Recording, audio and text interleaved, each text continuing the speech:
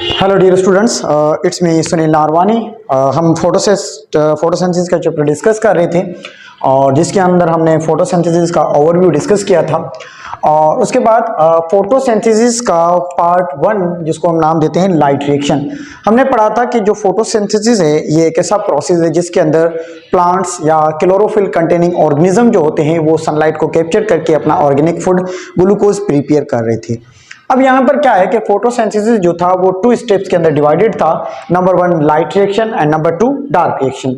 Light reaction का हमने कहा था कि जो ऐसा मैकेनिज्म जिसके अंदर लाइट की जरूरत पड़े, विदाउट लाइट वो ना हो पाए, जैसी इसको हमने नाम दिया था लाइट रिएक्शन।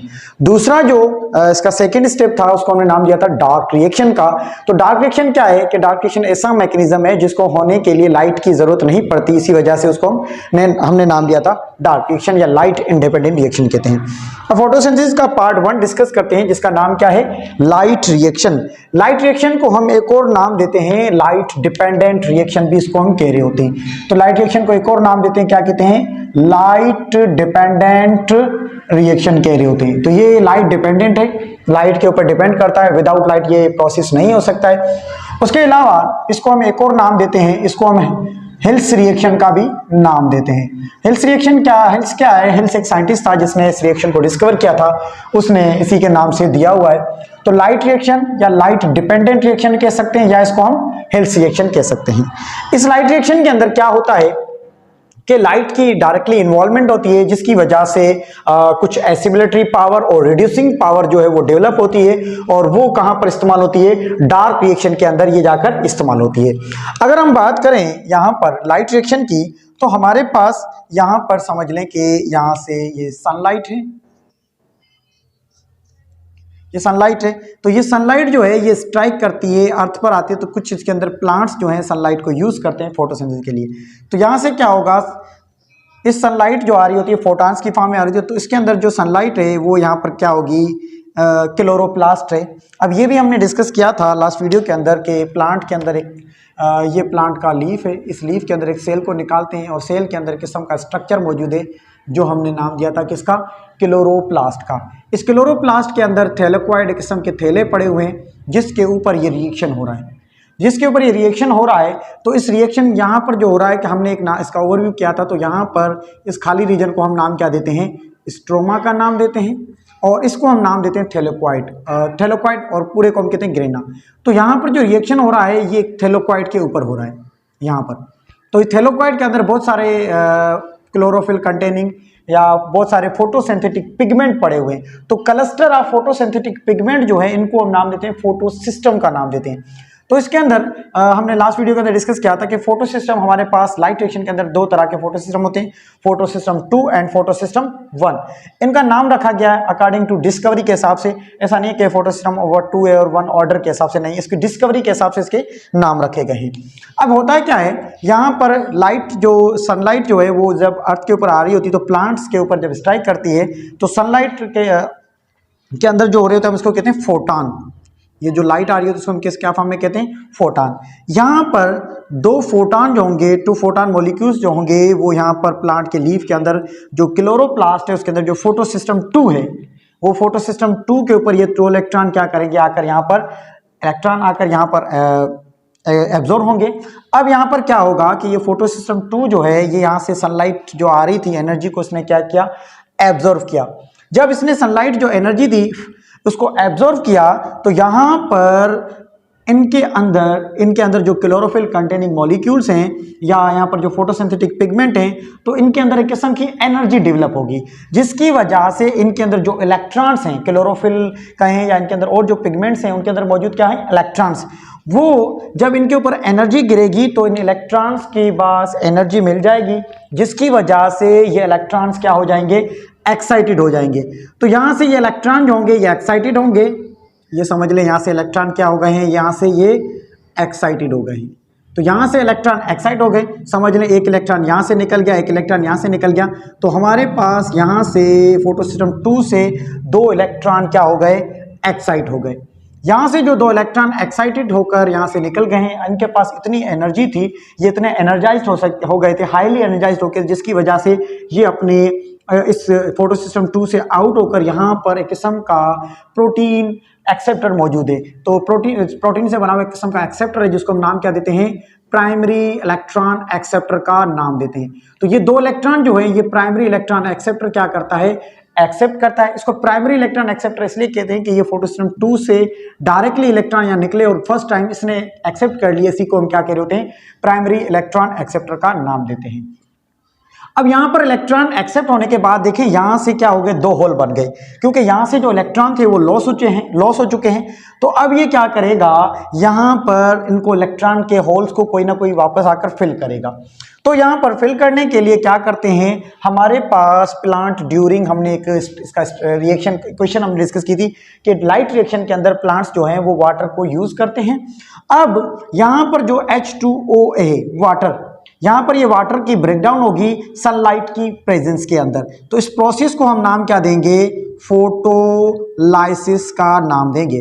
फोटोलाइसिस का मतलब है कि वाटर की ब्रेकडाउन हो in the presence of light, जिसकी वजह से वाटर मॉलिक्यूल ब्रेकडाउन होगा, इससे हाइड्रोजन आयन अलग होंगे और इलेक्ट्रॉन जो होंगे, हमने कहा यहां से 2 इलेक्ट्रॉन निकले हैं, तो ये 2 इलेक्ट्रॉन आकर यहां पर वापस इसके अंदर क्या कर देंगे, यहां पर जो होल बना है उसको वापस फिलअप कर देंगे। अब मैंने यहाँ पर इक्वेशन को थोड़ा 4 वाटर के मॉलिक्यूल यूज किए हैं ताकि इसके अंदर इक्वेशन जो है बैलेंस रहे। अब यहाँ पर जो है वाटर मॉलिक्यूल, यहाँ से वाटर मॉलिक्यूल ब्रेकडाउन हुआ, इलेक्ट्रॉन यहाँ यूज हो गए, इसके अंदर जो 4 OH थे ये खुद को क्या कर देंगे, रीअरेंज करेंगे, जिसके अंदर ये 2 वाटर मॉलिक्यूल बन जाएंगे और एक ऑक्सीजन का मॉलिक्यूल बनेगा। ये ऑक्सीजन का मॉलिक्यूल प्लांट के अंदर स्टोमेटा के थ्रू एनवायरनमेंट के अंदर रिलीज हो जाएगा, जिसको ड्यूरिंग एनिमल्स रिस्पायरेशन के अंदर इस्तेमाल कर रहे होते हैं। और ये जो हाइड्रोजन आयन है, ये हाइड्रोजन आयन NADPH बनाने के लिए और उसके अलावा आगे इनके अंदर काम करने में यूज हो जाएंगे। अब देखें यहां जो फोटो सिस्टम 2 था, इसके ऊपर जब इलेक्ट्रॉन यहां से जब फोटोन ने स्ट्राइक किया फोटो सिस्टम 2 के ऊपर, तो ये जो लाइट आ रही थी ये क्या आ रही थी, ये वेवलेंथ, ये वेव की फॉर्म में आती है। ये जो लाइट आती है किस फॉर्म में आती है, वेव की फॉर्म में आती है। तो ये वेव के फॉर्म में आ रही होती है। तो फोटो सिस्टम 2 जो है इसको एब्जॉर्ब जो करता है फोटो सिस्टम 2, वो कौन सी वेवलेंथ वाली लाइट को एब्जॉर्ब करता है, P680 नैनोमीटर वाली जो लाइट है उसको ये फोटो सिस्टम 2 एब्जॉर्ब करता है। तो फोटो सिस्टम 2 जो है कौन सी लाइट को एब्जॉर्ब करता है, जिसके पास कितनी वेवलेंथ होनी चाहिए, P680 नैनोमीटर की जो वेवलेंथ होती है उस लाइट को ये फोटो सिस्टम 2 एब्जॉर्ब करता है। अब क्या होगा, जब यहां से इलेक्ट्रॉन एक्साइट हो गए तो यहां से प्राइमरी इलेक्ट्रॉन एक्सेप्टर जो था इसने इलेक्ट्रॉन एक्सेप्ट किए, फिर आगे यहां पर क्या होगा, ये इलेक्ट्रॉन के ट्रांसपोर्ट चेन है जो इलेक्ट्रॉन को आगे कैरी करेगी। अब देखें यहां पर हमने एक और लास्ट वीडियो के अंदर, हमने जब वीडियोस के अंदर देखा था, फर्स्ट वीडियो के अंदर हमने बात की थी, एक होता है ऑक्सीडेशन, हमने डिस्कस किया हुआ है ऑक्सीडेशन, एंड नंबर 2 क्या है, रिडक्शन। ऑक्सीडेशन का मतलब क्या है कि ऑक्सीडेशन का मतलब होता है क्या, लॉस ऑफ इलेक्ट्रॉन, और रिडक्शन का मतलब हमने क्या किया था, गेन ऑफ इलेक्ट्रॉन।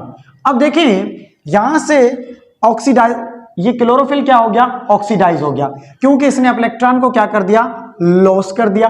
अब यहां से जब इलेक्ट्रॉन इनके लॉस हो गए, ऑक्सीडेशन हुई तो इलेक्ट्रॉन क्या हो गए, यहां से लॉस हो गए, तो इनके अंदर फिलअप जो थी, अब ये इलेक्ट्रॉन कौन आकर इसको फिलअप कर देगा, वाटर ने इसको आकर फिलअप कर दिया। अब यहां से प्राइमरी इलेक्ट्रॉन एक्सेप्टर जो है ये इलेक्ट्रॉन को क्या कहां देगा, इस प्लास्टोक्विनिन को दे देगा।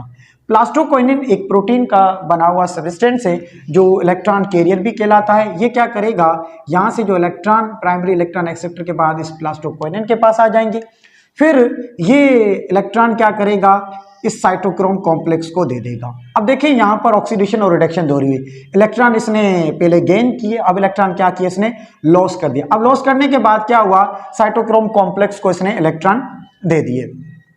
अब यहां पर साइटोक्रोम कॉम्प्लेक्स ने क्या किया, इलेक्ट्रॉन को जब गेन किया तो ये क्या हो गया, ये रिड्यूस हो जाएगा। अब इसके दौरान साइटोक्रोम कॉम्प्लेक्स, इसको क्यों कह रहे होते हैं, वर्ड कॉम्प्लेक्स का मतलब है कोई एक चीज नहीं है, कुछ ज्यादा चीजें। तो यहां पर साइटोक्रोम कॉम्प्लेक्स जो है वो साइटोक्रोम बी है और साइटोक्रोम एफ है।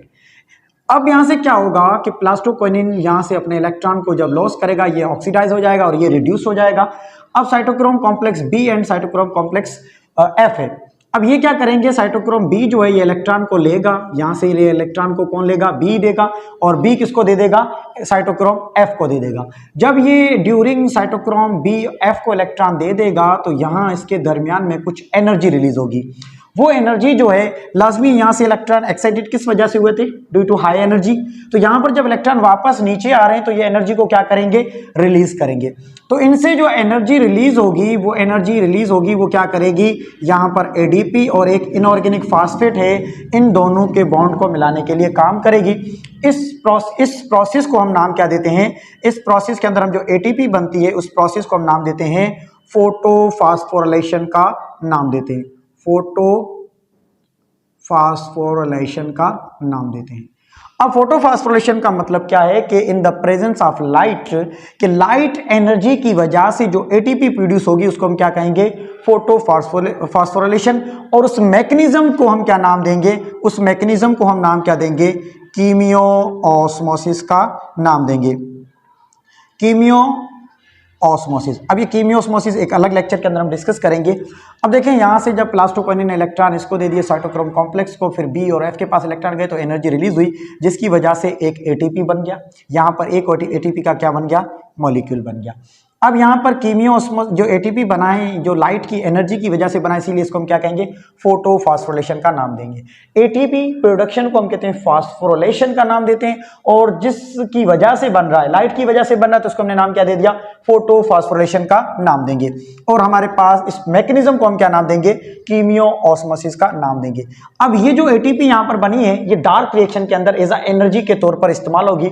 तो इसको हम एटीपी जो बनी है इसको हम कहेंगे एसिमिलेटरी पावर। ये एसिमिलेटरी पावर कहाँ यूज होगी, डार्क रिएक्शन के अंदर यूज होगी।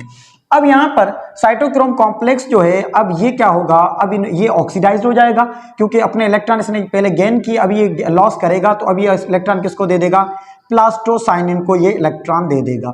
अब प्लास्टोसाइनिन क्या हो जाएगा, ये गेन किया तो इसे रिड्यूस हो जाएगा, फिर ये प्लास्टोसाइनिन इलेक्ट्रॉन जो है वो किसको दे देगा, यहाँ पर आकर देगा। इस पर कोई अभी तक जगह खाली नहीं, तो इलेक्ट्रॉन कौन लेगा। यहां पर भी क्या होता है कि यहां पर भी फोटो सिस्टम, जिस तरह 2 के ऊपर लाइट गिर रही है, इसी तरह फोटो सिस्टम 1 के ऊपर भी यहां पर लाइट स्ट्राइक कर रही है। यहां पर भी 2 मॉलिक्यूल्स जो हैं फोटॉन के आकर स्ट्राइक करेंगे, यहां पर स्ट्राइक करेंगे, जिसकी वजह से यहां पर भी इलेक्ट्रॉन्स जो हैं वो यहां पर 2 होल बनाएंगे, और वो इलेक्ट्रॉन यहां से निकल कर जाएंगे किसके पास, प्राइमरी इलेक्ट्रॉन एक्सेप्टर के पास, जिस तरह हमने फोटो सिस्टम 2 के अंदर डिस्कस किया था। अब यहां पर क्या होगा, यहां जो फोटो सिस्टम 1 है वो कौन सी लाइट को एब्जॉर्ब करता है, उस लाइट को एब्जॉर्ब करता है जिसकी वेवलेंथ जो होनी चाहिए वो कौन सी होनी चाहिए, ये फोटो सिस्टम 2 था। और फोटो सिस्टम 1 जो है P700 नैनोमीटर वाली लाइट को क्या करता है, एब्जॉर्ब करता है। कौन, फोटो सिस्टम 1। तो यहाँ पर फोटो सिस्टम 1 जो है P700 नैनोमीटर वाली लाइट को क्या करेगा, एब्जॉर्ब। अब जब इनके ऊपर भी फोटो सिस्टम 1 के ऊपर लाइट इनके ऊपर जब लाइट एब्जॉर्ब होगी तो फोटो सिस्टम 2 से भी इलेक्ट्रॉन क्या करेंगे, यहाँ से जंप करेंगे। तो जंप करने से ये इलेक्ट्रॉन कहाँ जाएंगे, प्राइमरी इलेक्ट्रॉन एक्सेप्टर इनको एक्सेप्ट करेगा। अब यहाँ पर भी सेम ऑक्सीडेशन हो जाएगी, इलेक्ट्रॉन लॉस हो गए। अब यहाँ पर जो इलेक्ट्रॉन के होल बने उनको वापस कौन फिल करेगा, उनको फिल करने के लिए जो यहाँ से इलेक्ट्रॉन निकले थे, प्लास्टोक्विनिन साइटोक्रोम कॉम्प्लेक्स प्लास्टोसाइनिन से आए थे, अब ये प्लास्टोसाइनिन वाले इलेक्ट्रॉन कहाँ जाएंगे, वो वापस इन होल के अंदर आकर फिलअप हो जाएंगे। अब यहां से जो इलेक्ट्रॉन निकल गए थे वो कहां जाएंगे, प्राइमरी इलेक्ट्रॉन एक्सेप्टर के पास। यहां पर प्राइमरी इलेक्ट्रॉन एक्सेप्टर जो है ये इलेक्ट्रॉन किसको दे देगा, फिरोडॉक्सिन को दे देगा। फिरोडॉक्सिन एक आयरन कंटेनिंग प्रोटीन है। फिरोडॉक्सिन क्या है, एफडी, आयरन कंटेनिंग प्रोटीन है। यहां से ये क्या होगा, इलेक्ट्रॉन को ले लेगा, इलेक्ट्रॉन को गेन करेगा तो ये रिड्यूस हो जाएगा, और उसके बाद ये इलेक्ट्रॉन किसको दे देगा, NADP रिडक्टोज को देगा। अब ये फिरोडॉक्सिन क्या हो गया, वापस ऑक्सीडाइज्ड हो गया। अब जब फिरोडॉक्सिन इलेक्ट्रॉन को लॉस कर देगा तो ये ऑक्सीडाइज हो जाएगा और NADP रिडक्टेज को इलेक्ट्रॉन देगा। NADP इलेक्ट्रॉन क्या करेगा, इलेक्ट्रॉन को गेन करेगा, तो ये NADP रिडक्टेज क्या हो जाएगा, रिड्यूसिंग का काम करेगा। ये काम क्या करवाता है, यहाँ पर NAD+ और यहाँ पर हाइड्रोजन मौजूद है, इनसे क्या बनाता है, इलेक्ट्रॉन की जो एनर्जी होती है उनसे ये NADPH बना लेता है, और यहाँ पर NADPH कितने बनते हैं, 2 NADPH बन जाते हैं। ठीक है, तो यहाँ पर देखें रिडक्टेज मतलब इसने क्या करवाया, इलेक्ट्रॉन जो यहाँ से आए थे वो इलेक्ट्रॉन कहाँ गए, 2 इलेक्ट्रॉन निकले थे वो इनके अंदर यूज हो गए। तो NADPH जो है वो यहाँ पर 2 इलेक्ट्रॉन इसको दे देगा, जिसकी वजह से क्या बन जाएगा, 2 NADPH2 बन जाएगा। तो यहाँ पर ये इलेक्ट्रॉन क्या हो गए, यहाँ पर आकर रिड्यूस्ड हो गए। तो अब यहाँ पर NADP रिडक्टेज को हम फिलोप्रोटीन एंजाइम का भी नाम देते हैं। अब हम इसके अंदर हमारे पास जो काम की चीज थी वो हमारे पास दो चीजें हमारे पास बनी है। Number 1 ATP, number 2 NADPH। इसके अंदर दो चीजें बनी है। नंबर 1 इसके अंदर जो बनी है उसको हम नाम क्या देते हैं, एसिमिलेटरी पावर का नाम देते हैं। उसको हम नाम क्या देते हैं, एसिमिलेटरी पावर का नाम देते हैं। और एसिमिलेटरी पावर हमारे पास क्या बना है, एक एटीपी बनता है यहाँ पर। दूसरा हमारे पास यहाँ पर क्या बनती है, रिड्यूसिंग पावर बनती है। रिड्यूसिंग पावर हमारे पास क्या बनती है, 2NADPH2। ये हमारे पास रिड्यूसिंग पावर है। ये रिड्यूसिंग पावर हमारे पास कहाँ इस्तेमाल होगी, ये हमारे पास फोटोसिंथेसिस के पार्ट 2 के अंदर, जिसको हमने नाम क्या दिया हुआ है, डार्क रिएक्शन के अंदर ये इस्तेमाल होगी। ठीक है, अब यहाँ पर अगर हम इसका थोड़ा ओवरव्यू करें तो यहाँ से इलेक्ट्रॉन फोटोसिस्टम 2 के पास से निकले थे, प्राइमरी इलेक्ट्रॉन एक्सेप्टर के पास आए, फिर इनके पास, फिर साइटोक्रोम कॉम्प्लेक्स के पास, फिर प्लास्टोसाइनिक के बाद, फिर यहाँ से भी लाइट गिरी तो इलेक्ट्रॉन एक्साइट हो गए, फिर यहाँ पर प्राइमरी इलेक्ट्रॉन एक्सेप्टर ने एक्सेप्ट किए, फिर फिरोडेक्सन के बाद, और फाइनली NAD+ ने इस इलेक्ट्रॉन को गेन कर लिया, जिसको हमने कहा ये रिड्यूस हो गए। अब यहाँ पर हमारे पास जो लाइट रिएक्शन है, इसके अंदर जो एटीपी प्रोड्यूस होती है वो दो तरीके से होती है। एक साइक्लिक फोटोफॉस्फोरिलेशन कहते हैं और दूसरे को हम नाम देते हैं नॉन साइक्लिक फोटोफॉस्फोरिलेशन। अब जो लाइट रिएक्शन का जो पेथवे चलता है वो नॉन साइक्लिक तरीके से चलता है और दूसरा चलता है किस तरह, साइक्लिक तरीके से। देखिए नॉन साइक्लिक का मतलब है, यहां से देखिए इलेक्ट्रॉन जब निकले थे फोटोसिस्टम 2 के पास, क्या वो वापस फोटोसिस्टम 2 के पास आए, नहीं आए। कहां गए, फोटोसिस्टम 2 से निकले थे, फोटोसिस्टम 1 के पास आए, फोटोसिस्टम 1 से निकले कहां गए, इन NADPH के पास चले गए। तो यहां से इलेक्ट्रॉन फोटोसिस्टम 2 से निकलकर NADP+ के पास आ गए, यहां पर इलेक्ट्रॉन आने के बाद वापस यहां नहीं आए, तो ये नॉन साइक्लिक है। अगर इलेक्ट्रॉन आ जाते हैं घूम फिर कर वापस अपनी ओरिजिनल जगह पर आ जाते तो हम कहते हैं साइक्लिक है, लेकिन ये घूम फिर कर अपनी ओरिजिनल जगह पर नहीं आए तो इसको हमने नाम क्या दिया, नॉन साइक्लिक। तो यहां पर जो एटीपी बनी है वो किस तरीके से बनी है, वो नॉन साइक्लिक के फोटोफॉस्फोरिलेशन के तरीके से बनी है। साइक्लिक फोटोफॉस्फोरिलेशन क्या होता है, जब प्लांट्स के अंदर NADPH की कंसंट्रेशन बढ़ जाए और ATP की कंसंट्रेशन कम हो जाती है तो कुछ प्लांट जो हैं वो क्या करते हैं, शॉर्टकट यूज करते हैं, फिर वो नॉन साइक्लिक फोटोसिस्टम 2 के पास जाते हैं, फोटोसिस्टम 2 से फोटोसिस्टम 1 के पास यहां तक नहीं आते, वो डायरेक्टली एक ही फोटोसिस्टम से क्या बनाते हैं, ATP बनाते हैं। किस तरह बनाते हैं, तो जो साइक्लिक फोटोफॉस्फोरिलेशन है, ये तो हमने नॉन साइक्लिक डिस्कस किया है। साइक्लिक फोटोफॉस्फोरिलेशन में क्या होता है कि जस्ट फोटोसिस्टम 1 यूज होता है। फोटोसिस्टम 1 से इसी तरह लाइट स्ट्राइक होगी, दो इलेक्ट्रॉन ऊपर की तरफ जाएंगे, यहां से प्राइमरी इलेक्ट्रॉन एक्सेप्ट करेगा, उसके बाद इलेक्ट्रॉन यहां पर नहीं जाएंगे, इलेक्ट्रॉन यहां पर आएंगे, यहां पर क्या होगा, फिरोडॉक्सिन मौजूद है, जिस तरह इस तरह मौजूद है यहां पर भी फिरोटॉक्सिन मौजूद होगा, वो दो इलेक्ट्रॉन को ले लेगा, फिर वापस इलेक्ट्रॉन किसको देगा, साइटोक्रोम कॉम्प्लेक्स को देगा, B और F।